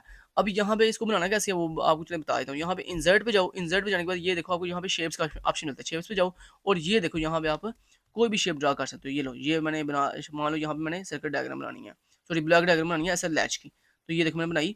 अब मैंने क्या करना है, इसको खाली करना अंदर से, तो मैं क्या करूँगा, इसके ऊपर राइट क्लिक करूँगा, और यहाँ पे फिल पे जाकर मैं इसका फिल खत्म कर दूंगा, नो फिल कर दूंगा। इसके आउटलाइन पे जाऊंगा, इसका थोड़ा वेट बढ़ा लूंगा, इसका थोड़ा वेट मैं ये वाला कर लूंगा। ठीक है, उसके बाद इसके आउटलाइन आउटलाइन पे जाऊंगा, इसका कलर कर लूंगा ब्लैक। तो यानी कहने का मतलब यहाँ पे ये है जनाब, यहाँ पे थोड़ी मेहनत करनी पड़ती है, एफर्ट करनी पड़ती है, थोड़ा टाइम ज़्यादा लगता है, लेकिन इसमें जो है डायग्राम ज़्यादा खूबसूरत बनेगी, क्योंकि इसमें सारी शेप्स अवेलेबल है। उसके बाद इंसर्ट पे जाऊँगा, शेप्स पे जाऊँगा, और मुझे एक स्ट्रेट लाइन चाहिए, स्ट्रेट लाइन पकड़ूँगा, पकड़ कर ये देखो यहाँ पे मैं ऐसे पकड़ूँगा, और पकड़ कर ऐसे स्ट्रेट लाइन लगा लूँगा। ये देखो जनाब, शिफ्ट की प्रेस करके रखूँगा, और ये देखो स्ट्रेट लाइन लगा ली। ठीक है, इसी तरह मैंने एक और स्ट्रेट लाइन लगानी है, तो मैं फिर यहाँ से स्ट्रेट लाइन पकड़ूँगा, और यहाँ पर एक स्ट्रेट लाइन लगा लूँगा। ये एक्टिव हाई सर्किट की मतलब एक्टिव हाई ऐसा लैच की मैं ब्लॉक डायग्राम बना रहा हूँ। ठीक है, तो ये एक्टिव हाई की है, जहाँ पे कोई भी बबल नहीं लगा हुआ। अगर यहाँ पे बबल लगा होता तो this is active low input, और अगर बबल नहीं है तो ये एक्टिव हाई है। उसके बाद उसमें मैंने इसके ऊपर लिखना है एस, और इसके ऊपर लिखना है आर। कैसे लिखूंगा, इंसर्ट पे जाऊंगा, और यहाँ पर ना मुझे एक ऑप्शन मिलता है टेक्स्ट बॉक्स का, आप यहाँ से टेक्स्ट बॉक्स ही ले सकते हो, या आपको शेप्स के अंदर भी यहाँ पे टेक्स्ट फील्ड मिलती है। यहाँ पे आप टेक्स्ट फील्ड लो, ऐसे पकड़ो, और ऐसे टेक्स्ट फील्ड के साथ यहाँ पे लिख दो, मान लो एस। इसको बड़ा करना थोड़ा, इसको ऐसे सेलेक्ट करो, होम पे जाओ, होम पे जाकर इसके साइज इंक्रीज यहाँ पे ऐसे इंक्रीज कर दो, ये लो, ठीक हो गया। तो ये आपकी मर्जी, आप चाहे आप एम एस वर्ड पे बना लो, चाहे आप शेप जो है वो एम एस पेंट पे बना लो, लेकिन एम एस पेंट पे बनाना थोड़ा ईजी है अगर आप एक नॉन टेक्निकल पर्सन हो, मतलब आपको ज़्यादा एम एस वर्ड यूज़ करना नहीं आता। अब मुझे तो यूज़ करना आता है अल्हम्दुलिल्लाह, तो मैं इजीली बना रहा हूँ। ये देखो, अब मैंने इसकी ये बाउंड्री खत्म करनी है, कैसे खत्म करनी है, इसके ऊपर राइट क्लिक करूँगा, और यहाँ पर मैं आउटलाइन पे जाकर इसका नो आउटलाइन कर लूँगा, तो ये आप देख सकते हो उसकी बाउंड्री बाउंड्री भी खत्म हो गई है। ठीक हो गया, ऐसे मैंने यहाँ पे इसका कलर चेंज करना है, इस लाइन का, इस लाइन का और इस लाइन का कलर चेंज करना है। तो मैं इसको पकड़ा और इसको कंट्रोल दबाकर इसको भी पकड़ा, और यहाँ पे इनके ऊपर राइट क्लिक किया, और इसके आउटलाइन पे जाकर मैंने इसका कलर चेंज कर दिया ब्लैक, और इनको थोड़ा सा बोल्ड कर लिया। बोल्ड करने के लिए मैं यहाँ पे गया, और यहाँ पे जाके इसको बोल्ड कर लिया। तो इस तरह दोस्तों आप इस अपनी सर्किट डायग्राम जो है, सॉरी ब्लॉक डायग्राम जो है बना सकते हो, या छोटी सी सर्किट डायग्राम बना सकते हो। लेकिन जैसे कि मैंने आपको पहले बता चुका हूँ कि पेपर में इतना टाइम नहीं होता कि आप एम एस वर्ड पे बैठ के अगर आपको एम एस वर्ड यूज़ करना नहीं आता, तो आप फिर एम एस वर्ड पे टाइम ज़ाया ना कीजिएगा, आप इसको बंद करें, क्योंकि ये एक एडवांस सॉफ्टवेयर है। इसको बंद करें आप, ज़्यादा अच्छा यही है कि आप एम एस पेंट में चीज़ें बनाओ। ये देखो एम एस पेंट में भी कितना प्यारी चीज़ें बनती हैं, शर्त यह कि आपको एम एस पेंट भी यूज़ करना आता हो। ये ना हो ये, हालांकि ये तो बच्चों वाला काम है यार, इतना ईजी है। ये देखो सारी शेप्स अवेलेबल है, ये देखो सारी शेप्स अवेलेबल हैं। उसके बाद लेकिन यहाँ पे ये कि थोड़ी शेप्स हैं, एम एस वर्ड में ज़्यादा शेप्स अवेलेबल है। ये लेबलिंग करने के लिए पेंसिल है, और टेक्स्ट लिखने के लिए ये ए टेक्स्ट फील्ड है। ये कलर के लिए ये है, रबड़ के लिए अगर मान लो आपने कोई गलती कर दी है, तो यहाँ से आप रबड़ लेकर इसको रिमूव भी कर सकते हो। ये देखो, ये रबड़ देकर आप रिमूव कर सकते हो। अगर मान लो आपने पूरा कोई बड़ा एरिया रिमूव करना है, तो ये देखो ये सिलेक्शन है, इसके ऊपर ऐसे क्लिक करो, क्लिक करने के बाद ये देखो ऐसे इसको पकड़ो, ऐसे सेलेक्ट करो, ये देखो ये और उसके बाद आपने कीबोर्ड से डिलीट की, आपके ना कीबोर्ड पे एक की होती है डिलीट की, डिलीट की प्रेस करो, ये देखो डिलीट हो जाएगा, पूरी की पूरी शेप डिलीट हो गई है। तो इस तरह दोस्तों आप शॉर्टली थोड़े टाइम के अंदर ज़्यादा ज़्यादा जल्दी काम जो है वो परफॉर्म कर सकते हो। अच्छा, अब जनाब मैंने आपको बताना है सर्किट डायग्राम छोटी सी। मान लो एक पास आपके पास एक बूलियन एक्सप्रेशन गिवन है, जैसे फॉर एग्जाम्पल आपको सर कहते हैं A B C plus D, ठीक है। और मान लो कि सर कहते हैं जी इसका जो है ना सर्किट बना के देखो, यहाँ फर्ज छोटा सा सर्किट बना लेता हूँ। मान लो चलो इसका सर्किट बनाते हैं जी। अब CS 302 प्रैक्टिकल के अंदर ऐसे ऐसे कि आपको सर्किट आएंगे ज़्यादा, 302 के अंदर इतने सर्किट नहीं आएंगे। CS 302 P के अंदर जो प्रैक्टिकल पेपर है उसमें आपको आ सकते हैं। तो इसमें आपको एक बूलियन एक्सप्रेशन दी जाएगी और कहा जाएगा कि इसका सर्किट ड्रा करो। तो सर्किट कैसे ड्रा करते हैं, देखो सबसे पहले आप ये देखोगे कि यहाँ पे सबसे पहले दोस्तों जो सबसे पहली हमारे पास टर्म है उसको भी देखेंगे कि वो क्या है। तो हमारे पास ए बी और सी, चलिए एक काम करते हैं, सी के ऊपर ऐसे बार लगा लेते हैं, थोड़ा सा इसको कम्प्लेक्स कर लेते हैं, ठीक है। अच्छा ये देखो आप जरा गौर कीजिएगा, यहाँ में दोस्तों सबसे पहले मुझे क्या दिखाई दे रहा है, ए दिखाई दे रहा है, फिर बी और फिर सी बार। तो इसका मतलब ए बी और सी ये आपस में क्या हो रहे हैं, मल्टीप्लाई हो रहे हैं। ये देखो ना दरमियान में कुछ भी नहीं है, तो इस समय में उसमें उसके दरमियान में मल्टीप्लिकेशन हो रही है। दोस्तों मल्टीप्लिकेशन के लिए हम कौन सा आपको पता ना कौन सा गेट यूज करते हैं, हम एंड गेट यूज करते हैं। तो एंड गेट कैसे बनाते हैं उसके लिए आपको पता है तरीका बड़ा अच्छे तरीके से। ये देखो जरा हम क्या करेंगे, यहाँ पर पेंसिल पकड़ेंगे और पेंसिल पकड़कर हम यहाँ पे एंड गेट बनाएंगे। अब एंड गेट कैसे बनाते हैं, उसके लिए यहाँ पर ये ऐसे हम लेंगे स्ट्रेट लाइन, ठीक है, और यहाँ पर ऐसे लेंगे D, this is a and gate, ठीक है। ये बन गया हमारे पास एंड गेट। अब इस एंड गेट की कितनी इनपुट है, 3 इनपुट है, एक बी एक ए बी और सी, क्योंकि ये तीनों आपस में मल्टीप्लाई हो रही है ना, लिहाजा इन तीनों इनपुट को हमने एंड गेट से जोड़ना है। तो पहली इनपुट पकड़ी, ये देखें ये पहली लाइन जो है वो इनपुट है जो कि डी से मिलाई, और ये क्या है ए इनपुट है। उसके बाद बी इनपुट बनानी है, तो बी इनपुट के लिए ये देखें आप देख सकते हो, ये देखो ये जो है हमारे पास बी इनपुट है। उसके बाद हमने बनानी है ये बी इनपुट होगी। उसके बाद हमने क्या बनानी है, सी इनपुट बनानी है। तो सी इनपुट के क्योंकि ऊपर बार लगा हुआ है, इसका मतलब सी इनपुट जो बनानी है उसके अंदर नॉट गेट भी यूज होगा। तो इसका मतलब ये देखो हम ऐसे करेंगे, ये देखो ऐसे यहाँ पे एक नॉट गेट भी बना लेते हैं, ठीक है। एक नॉट गेट बना लिया और उसके बाद ये देखो इसको ऐसे कंडक्ट कर दिया, ठीक है। और ये क्या बन गया हमारे पास, सी बार बन गया, ठीक है। तो ये देखो इस तरह से ए बी और सी बार को हमने आपस में मल्टीप्लाई कर दिया किसके थ्रू, डी गेट के थ्रू, क्योंकि ये एंड गेट है और एंड गेट आपस में मल्टीप्लिकेशन करता है। उसके बाद ये जो आउटपुट यहाँ पे आई है, ये जो आउटपुट आई है क्या है, ये आउटपुट बेसिकली किसकी आई है, ए बी सी बार की। तो मतलब ये जो एंड गेट ने आउटपुट प्रोड्यूस किया ना, ये किसकी है, ए बी और सी बार की आउटपुट है, ठीक है। ये आ गई आउटपुट। उसके बाद ये क्या हो रहा है, जो आउटपुट यहाँ पे आई है वो आगे प्लस हो रही है किसके साथ, डी डी इनपुट के साथ। अब यहाँ पे हम सबसे पहले क्या करेंगे, एक डी इनपुट बनाएंगे। ये देखो ये हमारे पास एक इनपुट है डी जी, ठीक है, डी इनपुट आ गई, ठीक है। अब ये जो डी इनपुट है ये और ये जो आउटपुट जनरेट हुई है, ये दोनों आपस में क्या हो रही है, प्लस हो रही है। तो प्लस के लिए हम क्या लगाते हैं, एक आर गेट लगाते हैं। तो आर गेट के लिए हम ये देखें, ये आर गेट ऐसे का होता है, ये ऐसे लगाएंगे हम आर गेट। और ये देखें जनाब, अच्छा पेपर के अंदर ये जरूरी नहीं है कि आपकी शेप बड़ी लग्जरी हो, बड़ी प्यारी हो, ये नहीं चीज़ सर ने, अच्छा ये सर ने ये चीज़ नहीं देखनी है कि आपकी जो डायग्राम है वो बड़ी प्यारी है। सर ने सिर्फ ये चीज़ देखनी है कि आपकी डायग्राम बिल्कुल ठीक हो, मतलब करेक्ट डायग्राम हो। एक चीज़ ये देखनी है, दूसरी समझ आ रही हो कि डायग्राम बनाई क्या हुई है। ये ना हो मतलब समझ नहीं आ रही डायग्राम बीच में ही, मतलब ये लाइन इसके साथ ही जोड़ दिया, समझ नहीं आ रही क्या बनाया हुआ है, ठीक है। तो ये चीज़ आपने याद रखनी है बस, कि डायग्राम क्लियर हो, मतलब समझ आ रही हो। दूसरा डायग्राम जो है वो आपकी करेक्ट हो। जो तीसरी बात है ना कि डायग्राम बड़ी प्यारी है, ये चाहे ना भी हो, बिल्कुल गंदी से डायग्राम भी हो ना, तो जनाब आपको फिर भी अच्छे पूरे मार्क्स मिल जाएंगे अगर आपने डायग्राम बिल्कुल ठीक नहीं किया। अब देखो ये आर गेट है जो क्या करता है, प्लस करता है।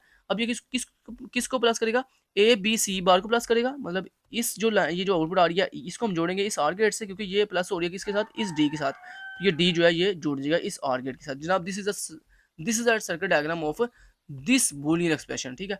और उसके बाद यहाँ पे जो आउटपुट जनरेट होगी ना वो क्या होगी, वो आउटपुट जनरेट होगी जनाब, यहाँ पे जो इनपुट मिल रही है वही हमारे पास याद है आउटपुट होगी। तो यहाँ पे जो पहले इनपुट थी वो क्या थी, ए, ठीक है, बी और सी बार। और उसके बाद चूंकि ये आर गेट है, आर गेट क्या करता है, प्लस करता है, तो यहाँ प्लस का सिंबल लगाएंगे। उसके बाद दूसरी इनपुट क्या थी, डी, तो यहाँ लिख देंगे डी। ले जनाब हमारे पास ये फाइनल आउटपुट आ गई है। This is the circuit diagram of this Boolean expression, ठीक हो गया। तो ऐसे जनाब हम सर्किट डायग्राम जो बनाते हैं। अब यहाँ पे डिफरेंट शेप्स भी थी, आप चाहते तो इन शेप्स को जो आप यूज़ करना चाहते हो आप शेप्स को यूज़ कर सके, ये चीज़ बना सकते थे। लेकिन चूंकि यहाँ पे मैंने जो है वो आसान करने के लिए पेंसिल से ही सारी चीज़ बना लिया, तो ये इस तरह से जनाब हम बना सकते हैं, ठीक हो गया। तो उम्मीद है आपको सर्किट बनाना भी आ गया, तो ये भी आ गया, आपको सर्किट बनाना भी आ गया। उसके बाद एक लास्ट चीज़ बता देता हूँ, अब मैं इसको सेक्शन को खत्म करता हूँ। ये सर्किट बनाना भी आपको सिखा दिया। अब स्टेट डायग्राम कैसे बनानी है आपने, मान लो पेपर में आपने कोई स्टेट डायग्राम बनानी है, तो स्टेट डायग्राम मैंने आपको बताया था, स्टेट डायग्राम बड़ी ईजी होती है। मान लो स्टेट्स डिफरेंट, पहले स्टेट्स डिफाइन करते हैं। मान लो आपके पास 4 स्टेट्स हैं, ए, बी और ये आपको ना ओवल शेप में बताते हैं। स्टेट डायग्राम बनाने के लिए हम उसमें स्टेट्स को रिप्रेजेंट करने के लिए ओवल शेप लगाते हैं। अब यहाँ पे आप ओवल शेप में लिखोगे, मान लो कि मेरे पास ये स्टेट का नाम है ए, ये मेरे पास जो है वो कौन सी स्टेट है, बी स्टेट है, ये मेरे पास जो है वो सी स्टेट है। ठीक है, इस तरह से हमने कहा ये मेरे पास सी स्टेट है और ये मेरे पास जो है वो डी स्टेट है। ठीक है, मान लो ऐसे आपने बता दिया। उसके बाद आपको पता कि हमने बताया कि जो ए है, अगर मैं इसके ऊपर इनपुट प्रोवाइड करूँ 0, तो आपने कहा अगर मैं इसके ऊपर इनपुट प्रोवाइड करूँ 0, तो हमारे पास जो आउटपुट आएगी वो भी क्या आएगी, 0 आएगी। और हम जो है वो बी जो स्टेट है उस पर मूव कर देंगे। ठीक है, तो ये आपको याद है, मैंने आपको लेक्चर नंबर 29 के बाद लेक्चर नंबर 32 और 33 के अंदर ये चीज़ पढ़ाई है सारी। मेले मशीन की स्टेट डायग्राम और मोरे मशीन की स्टेट डायग्राम मैंने आपको वहाँ बनानी भी सिखाई थी। तो ये देखें, ये जनाब इस तरह से आप बता सकते हो कि हमारे पास अगर ए स्टेट है, उस पर अगर हम इनपुट 0 प्रोवाइड करें, तो हमारे पास जो आउटपुट आएगी वो भी 0 आएगी और हमारे पास जो नेक्स्ट स्टेट आएगी वो बी आएगी। ऐसे हमने कहा अगर मैं बी इनपुट के ऊपर अगर सेल्फ लूप लगानी है, तो इसमें आप सेल्फ लूप भी लगा सकते हो। ठीक है, आपने कहा अगर मैं बी के ऊपर 1 इनपुट प्रोवाइड करूँ, तो हमारे पास जो आउटपुट आएगी वो 1 आएगी और जो हमारे पास स्टेट आएगी नेक्स्ट वो बी ही आएगी, मतलब self loop, this is self loop. ऐसे ही आप ए से आपने कहा मैं ए के ऊपर अगर इनपुट प्रोवाइड करूँ मान लो 1, तो हमारे पास जो आउटपुट आएगी वो 1 आएगी और हमारे पास नेक्स्ट जो स्टेट आएगी वो डी आएगी। तो इस तरह this is a state diagram. ऐसे आप स्टेट डायग्राम बना सकते हो, जैसे मर्जी बनाई जाओ। बात अंडरस्टैंड कर रहे हो? तो ऐसे ही नाम हम बनाते हैं स्टेट डायग्राम। ठीक है, तो मैं उम्मीद करता हूँ कि आपको सारी समझ आ गई है इंशाल्लाह। तो जो ज़्यादा सर्किट्स हैं वो आते हैं CS 302, प्रैक्टिकल में ज़्यादा सर्किट्स आते हैं। CS 302 के अंदर इतने सर्किट नहीं आएंगे, बाकी मैंने आपको सारी प्रिपरेशन करवा दी है। अच्छा, ये लास्ट चीज़ बता दूँ कि जब ये सर्किट डायग्राम बन जाएगी, ये सॉरी स्टेट डायग्राम या सर्किट डायग्राम जो भी आपने डायग्राम बनाई, जब ये बन जाएगी, इसको एग्जाम सॉफ्टवेयर कैसे लेके जाना है, तो बड़ा ईजी है। ये देखो, यहाँ पे ऐसे पकड़ेंगे इसको, ऐसे यहाँ से आप ऐसे इसका लो स्क्रीनशॉट। ये देखो, इसका ऐसे स्क्रीनशॉट लो। स्क्रीनशॉट लेने के बाद यहाँ से इसको करो कॉपी, ये देखो कॉपी किया, और जाकर जो आपका एग्जाम सॉफ्टवेयर है उसकी वो जो पोर्शन है जहाँ पे इसको आपने पेस्ट करना है, वहाँ जाओ और कंट्रोल वी दबा के पेस्ट कर दो। या वहाँ पे अगर मान लो पेस्ट नहीं होता, तो फिर इसको क्या करो, इस डायग्राम को ऐसे सेव करो। यहाँ पे ये देखो सेव का बटन है, यहाँ पे सेव करो। सेव करने के बाद आपके एग्जाम सॉफ्टवेयर में यकीनन पिक्चर इम्बेड करने का वहाँ पे ऑप्शन होगा, तो वहाँ पे उस पिक्चर पे क्लिक करो। आपसे पूछेगा हाँ जी पिक्चर कहाँ पड़ी हुई है, वो जो आपने यहाँ पे डायग्राम सेव की होगी कंप्यूटर के अंदर, उसको सेलेक्ट करो। सेलेक्ट करके वहाँ पे इम्बेड कर दो। तो ये तरीका, 2 तरीके हैं, या तो यहाँ से कॉपी करके वहाँ जाके पेस्ट कर दो, या इसको इस डायग्राम को जो है वो कंप्यूटर के अंदर सेव करो। सेव करने के बाद आपने अपने एग्जाम सॉफ्टवेयर में जाओ, वहाँ पे जाकर उस पिक्चर को इम्बेड कर लो। जैसे इम्बेड करने का ऑप्शन होता है, ऊपर बटन पे क्लिक करते हैं, वो पूछता है हाँ जी इमेज कहाँ पड़ी हुई है, उस इमेज को सिलेक्ट करते हैं और ओपन के ऊपर क्लिक करते हैं, वो इमेज सिलेक्ट हो गया, आपकी एग्जाम सॉफ्टवेयर में चली जाएगी। तो ये 2 तरीके हैं लगाने के इमेज को। ठीक है, तो ये सारी चीज़ें मैंने आपको बता दी हैं। Thank you so much, till then guys, take care, अल्लाह हाफिज़।